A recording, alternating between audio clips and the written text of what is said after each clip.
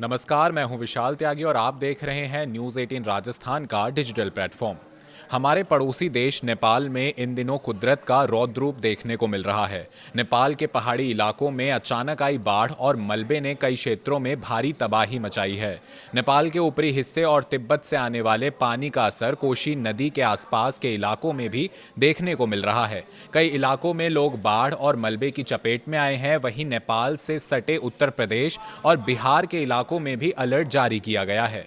इस पूरी घटना के बीच दो शब्द लगातार चर्चा में हैं, ग्लेशियर बर्स्ट और क्लाउड बर्स्ट। आमतौर पर लोग दोनों को एक ही तरह की प्राकृतिक आपदा समझ लेते हैं, लेकिन वैज्ञानिक तौर पर दोनों बिल्कुल अलग घटनाएं हैं। इनके होने की प्रक्रिया भी अलग है और तबाही का तरीका भी अलग होता है। सबसे पहले बात करते हैं क्लाउड बर्स्ट यानी बादल फटने की।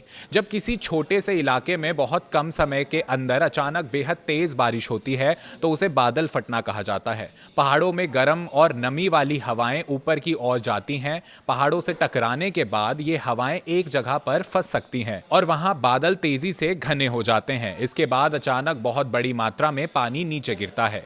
इसे आसान भाषा में ऐसे समझिए कि सामान्य बारिश धीरे धीरे होती है, लेकिन क्लाउड बर्स्ट में बारिश की रफ्तार और मात्रा अचानक बहुत ज्यादा हो जाती है। इसी वजह से कुछ ही समय में पहाड़ी नदियों और नालों का जलस्तर बढ़ जाता है और फ्लैश फ्लड की स्थिति बन सकती है। पानी के तेज बहाव के साथ मिट्टी और पत्थर भी नीचे आते हैं, जिससे लैंडस्लाइड और भारी नुकसान हो सकता है। अब बात करते हैं ग्लेशियर बर्स्ट की। यहाँ एक बात समझना बहुत जरूरी है कि आम बोलचाल में जिसे ग्लेशियर बर्स्ट कहा जाता है उसका संबंध अक्सर गोल्फ यानी ग्लेशियर लेक आउटबर्स्ट फ्लड से होता है। इसका मतलब है ग्लेशियर से बनी झील का अचानक फटना या उसका प्राकृतिक बांध टूट जाना।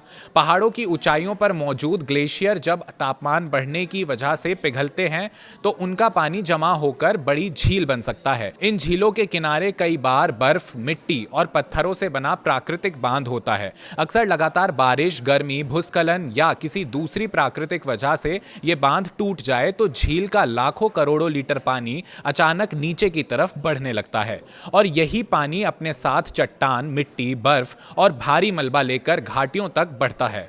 इसकी रफ्तार इतनी ज्यादा हो सकती है कि रास्ते में आने वाली सड़कें, पुल, घर और दूसरी संरचनाएं इसकी चपेट में आ जाएं। यानी दोनों के बीच सबसे बड़ा अंतर यही है। क्लाउड बर्स्ट आसमान से अचानक होने वाली अत्यधिक बारिश है, जबकि ग्लेशियर लेक आउटबर्स्ट पहाड़ों में जमा पानी की झील का अचानक टूटना है। अगर इसे एक उदाहरण से समझें तो बादल फटने में खतरा ऊपर से आने वाले पानी का होता है, जबकि ग्लेशियर झील फटने में खतरा पहाड़ों के ऊपर जमा पानी के अचानक नीचे आने से होता है।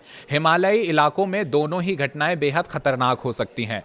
नेपाल के अलावा उत्तराखंड, हिमाचल प्रदेश, जम्मू कश्मीर और लद्दाख जैसे पहाड़ी इलाकों में भी इस तरह की प्राकृतिक आपदाओं का खतरा रहता है। पहाड़ों पर बढ़ता तापमान ग्लेशियरों की तेजी से पिघलने की वजह बन रहा है। इसके अलावा सड़कों का निर्माण, पर्यटन और दूसरे मानवीय हस्तक्षेप भी पहाड़ी इलाकों की संवेदनशीलता बढ़ा रहे हैं। इसीलिए जब भी पहाड़ी इलाके से अचानक बाढ़ की खबर आती है तो उसके क्लाउड बर्स्ट या ग्लेशियर बर्स्ट कहा जाता है। तो दोनों को एक ही समझना चाहिए। दोनों की वजह अलग है, लेकिन नतीजा एक जैसा बेहद खतरनाक हो सकता है। अचानक आने वाली बाढ़, मलबे का सैलाब और अचानक बड़े पैमाने पर तबाही। नेपाल की मौजूदा स्थिति भी यही याद दिलाती है कि हिमालय सिर्फ खूबसूरत पहाड़ों का इलाका नहीं, बल्कि बेहद संवेदनशील प्राकृतिक क्षेत्र भी है। यहाँ मौसम और तापमान में छोटा बदलाव भी कई बार बड़ी आपदा का रूप ले सकता है।